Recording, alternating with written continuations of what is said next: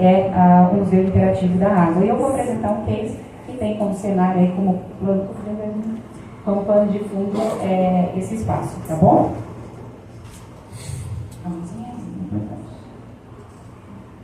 Muito bem, então o nome do case que foi apresentado lá no PNQS foi o Revisar para Alcançar a Multiplicação dos Saberes no CCA. Então esse é o CCA, então o nosso cenário aqui, né? Aqui é uma vista aérea do espaço, e aqui as fotos de algumas das visitas, né?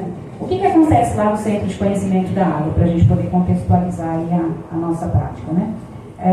Então, diariamente, na verdade, de terça a sexta-feira, o espaço ele recebe público, né, visitas de grupos agendados para conhecer o acervo do Museu Interativo da Água, onde, através das peças do acervo, a gente fala sobre saneamento, a gente fala sobre educação ambiental, a gente dá orientações, a gente trata do tema água, Museu de Ciências com o tema água, com foco principal no saneamento. Então, tudo que todo mundo faz aqui, um pedacinho que todo mundo faz aqui, a gente fala para as pessoas que vão dizer o que vocês fazem, né? Então, a gente dá voz aos serviços da SANASA através da visita no museu, né? Nós somos em 4 educadores, eu estou representando aqui uma equipe, né? De educadores e de outros profissionais também, mas nós atendemos em 4 pessoas lá, né? Sempre os grupos, uma visita de manhã e uma visita à tarde. E o nosso público principal são escolas, principalmente durante a semana. Aí já aproveito para deixar um recado aqui para vocês, antes que eu me esqueça, aos sábados agora a gente abre também. Então, se vocês quiserem visitar o espaço com as famílias, visitar o espaço com os amigos, por agendamento também, lá no site do SANASA tem o QR Code, se tiverem dúvida de onde achar, manda um e-mailzinho para mim, me liga lá no ramal e a gente orienta para que vocês possam conhecer. Porque é o que eu disse, né? É um espaço do SANASA aberto ao público e que traz um pouco na sua proposta de visitação o que cada um de vocês faz, né? Então é importante que, na medida que vocês tenham interesse, consigam levar as famílias e conhecer o espaço, tá bom? Então, aos sábados também, agora nós abrimos. Mas de terça a sexta-feira, o nosso público principal são escolas. 80% do nosso público é escolar, né? E aí, o espaço funciona desde 2020, então nós inauguramos em agosto de 2020, no dia 28 de agosto, no dia do aniversário da SANASA, nós inauguramos o museu, em meio à pandemia, né?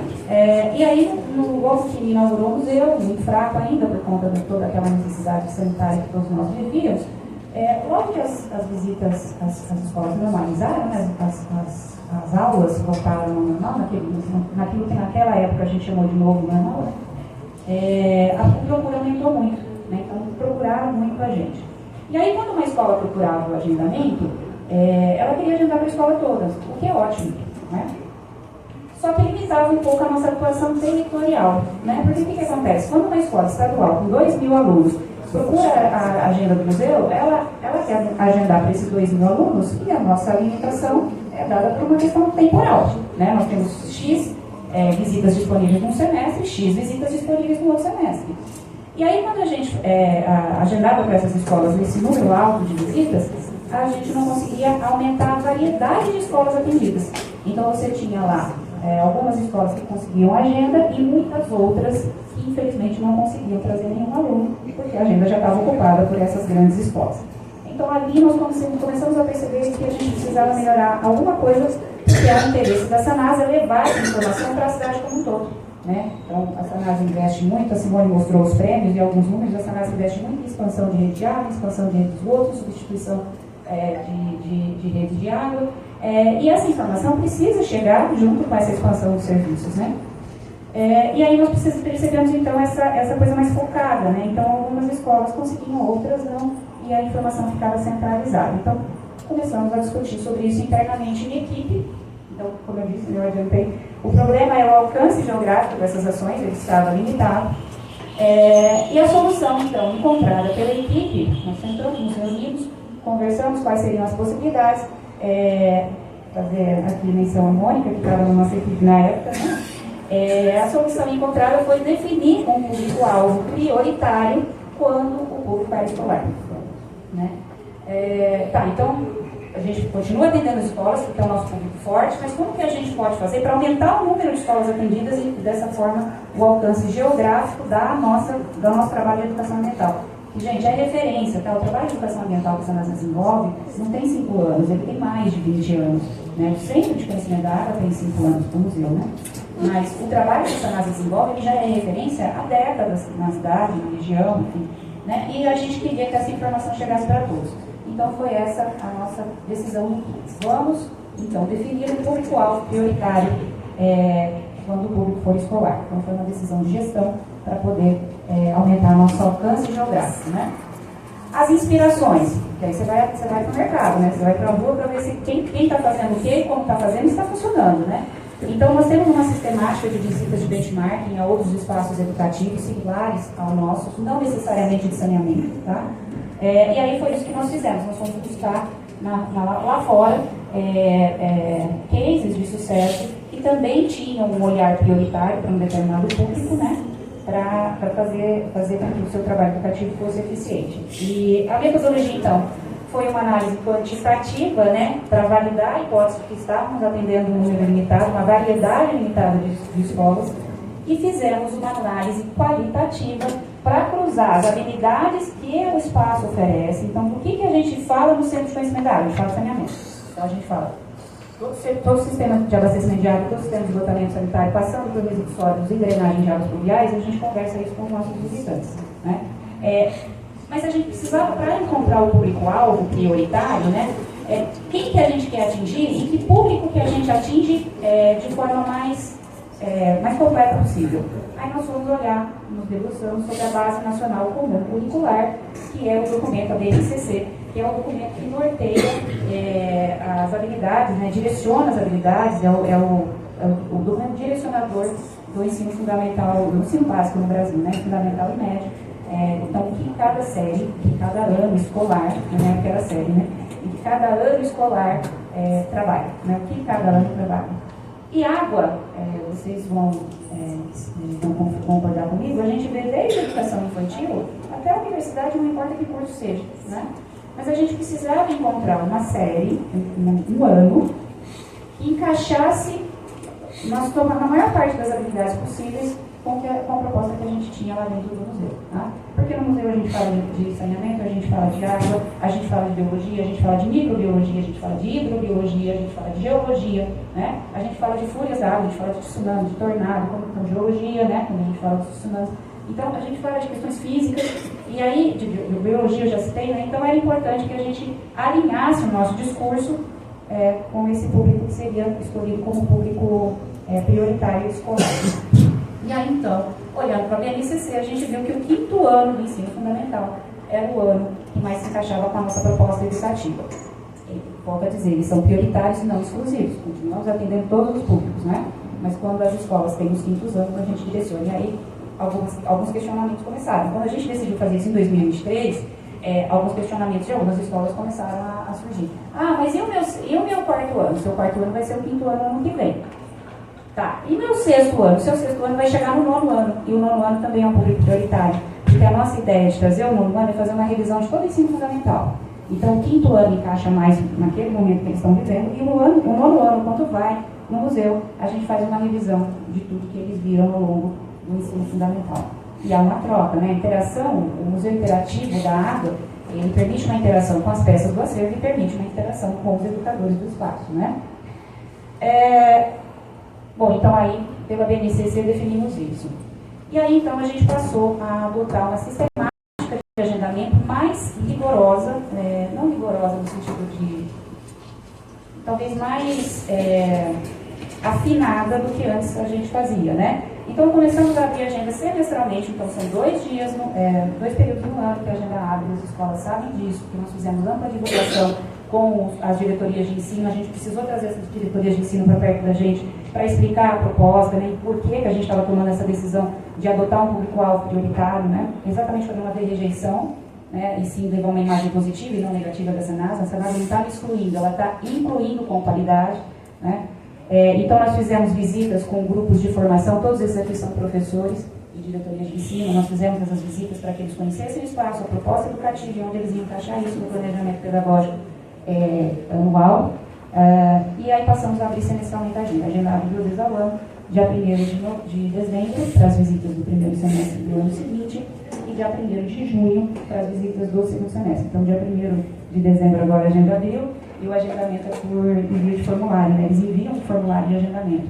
E aí eu tenho um Outlook da empresa no celular corporativo, aí era meia-noite e meu celular já estava ficando, porque os e-mails já estavam chegando, porque a galera, eles programam o envio no Outlook para não perder vaga, porque a disputa é grande, né?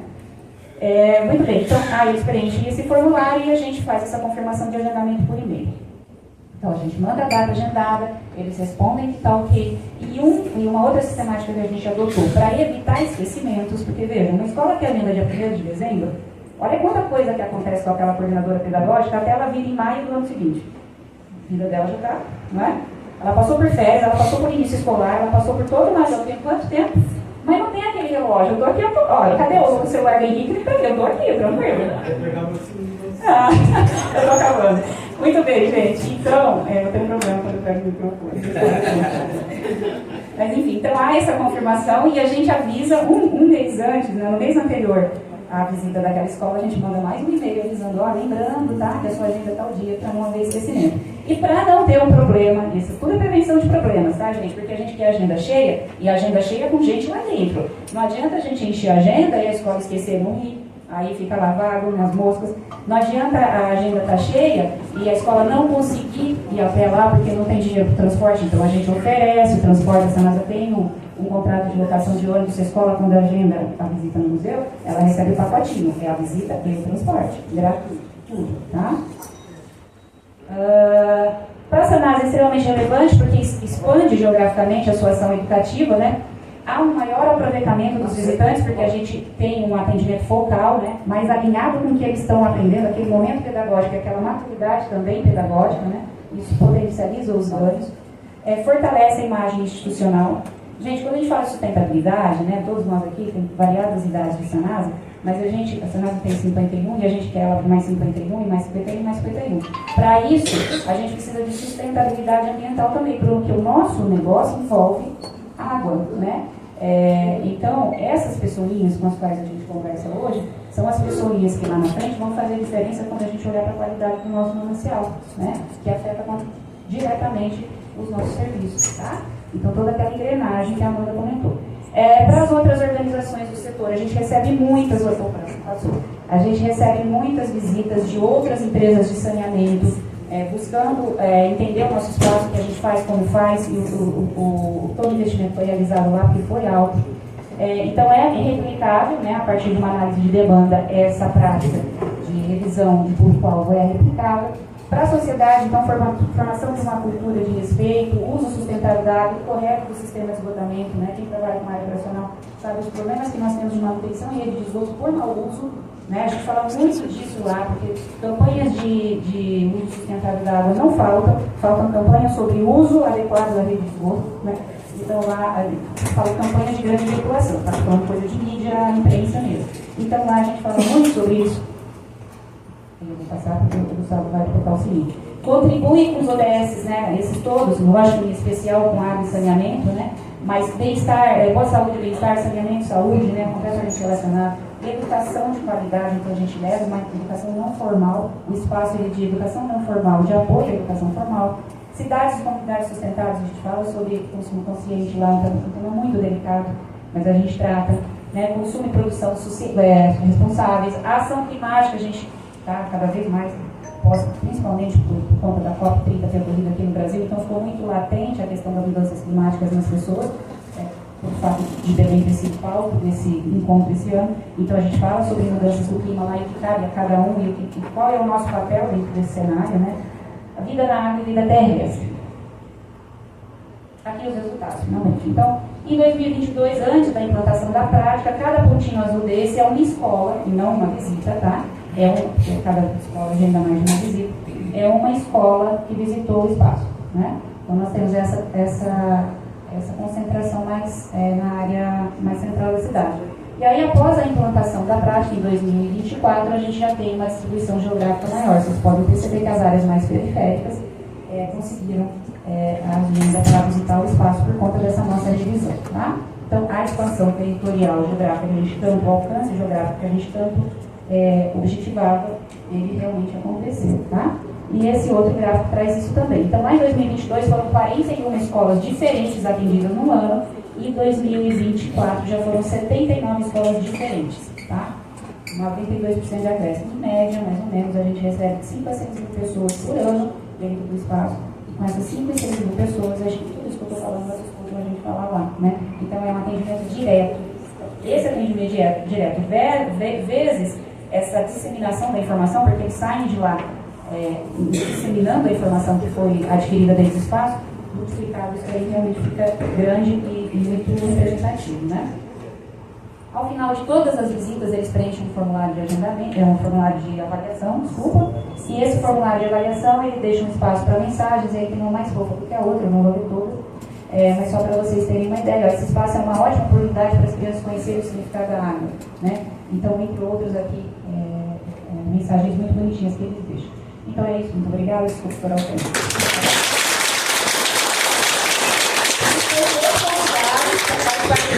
Inclusive, né? Muito obrigada. A visita ao Centro de Conhecimento da Água fez parte do Integra esse ano. Então, quem não conseguiu a agenda, semana que vem, às vezes vão acontecer semana que vem. Quem não conseguiu a agenda, agendem para conhecer o sábado, nas férias, enfim. Vamos até lá, gente, vale a pena, tá bom? Obrigada.